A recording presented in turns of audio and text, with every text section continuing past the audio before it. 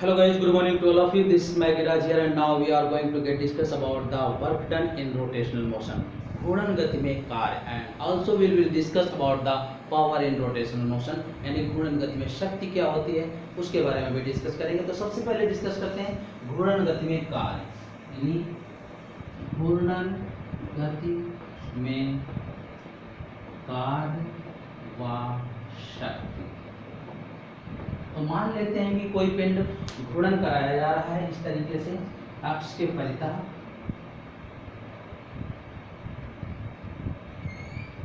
ये है।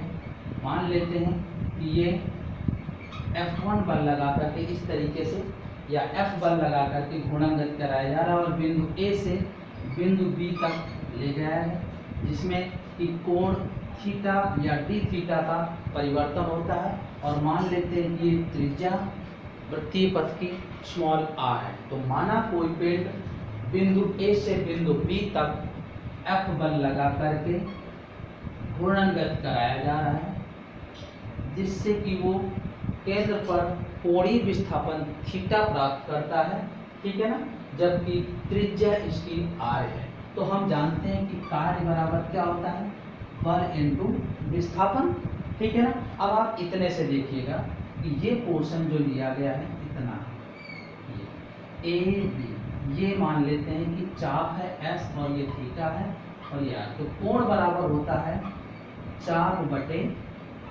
त्रिज्या। चाप यहाँ एस है और ये आर है और कोण का मान थीटा है, तो एस बराबर आर इंटू थीटा हो जाएगा, ठीक है ना। अब इसका मान रख दीजिए W equal to F into R into theta, ये हो जाएगा, ठीक है ना। तो एफ आर की वैल्यू एक जगह इंटू थीटा रख दें, तो tau equal to R cross F होता है। तो ये मैग्नीट्यूड है तो आर एफ लिख सकते हैं, तो परिमाण है टाउ इंटू थीटा, या आप इसको लिख सकते हैं D W equal to tau into D theta. तो D W upon D theta equal to tau. तो ये इस तरीके से अवकलन समाकल रूप में और इसके मान भी आ जाए। तो ध्यान रखिएगा कार्य बल इंटू विस्थापन। विस्थापन का मान हम इतने रूप से देख रहे हैं कि कोण बराबर चाप बटे त्रिज्या से हमने एस का मान निकाल दिया तो यहाँ पर रख दिया। एफ आर का मान जो होता है आर क्रॉस एफ होता है, तो ये आर एफ साइन थीटा होगा। तो इस तरीके से मैक्सिमम वैल्यू आर एफ होगी, तो ये हमने टाउ रख दिया, ये इसका मान आया, या समाकल रूप ये या अवकल रूप ये होगा। इस तरीके से भी आप इसको लिख सकते हैं, ठीक है ना। तो अब आइए, ये तो कार्य आ गया,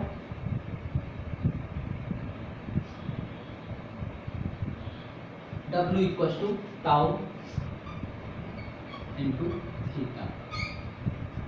अब इसी क्रम में अगर हम शक्ति निकालेंगे तो देखिएगा शक्ति क्या होगी। हम जानते हैं कि शक्ति इक्वल टू होता है W अपॉन टी, और P का मान अगर यहाँ यूज करते हैं टाउ इंटू थीटा, W लिखते हैं अपॉन टी, तो थीटा अपॉन टी ये हो जाएगा क्या, ओमेगा, थीटा अपॉन टी। तो P equal to tau into omega, ठीक है ना। या आप लिख सकते हैं dP equal to tau into D omega, dP upon D omega equal to tau.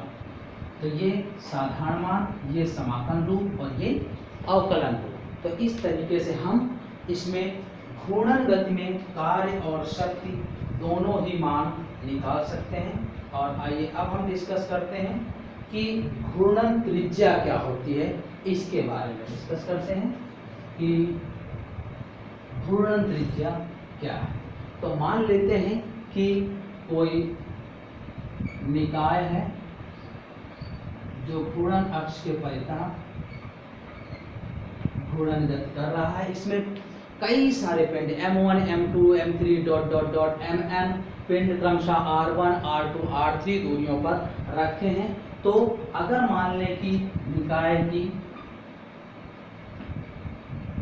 घूर्णन त्रिज्या k है व कुल द्रव्यमान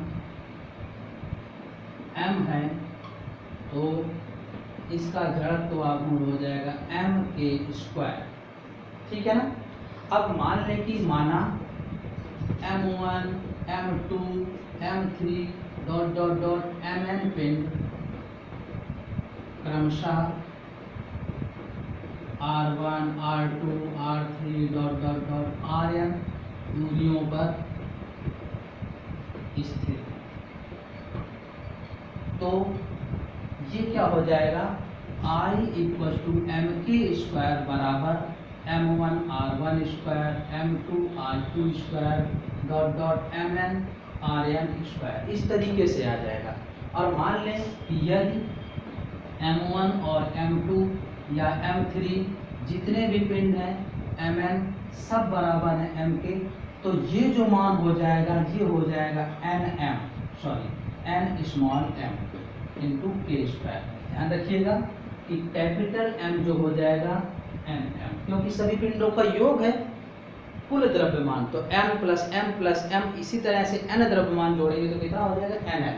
तो n इंटू ये स्मॉल m है equal to m R1 square plus R2 square dot dot Rn square. तो m से m कैंसिल, तो k स्क्वायर आ जाएगा R1 square plus R2 square plus dot dot Rn square upon n। तो k का मान आ जाएगा under root R1 square plus R2 square plus dot dot Rn square upon n। तो इस तरीके से हम इसकी घूर्णन त्रिज्या का मान भी ज्ञात कर पाएंगे। ठीक है ना, ध्यान रखिएगा, ये इसकी घूर्णन त्रिज्या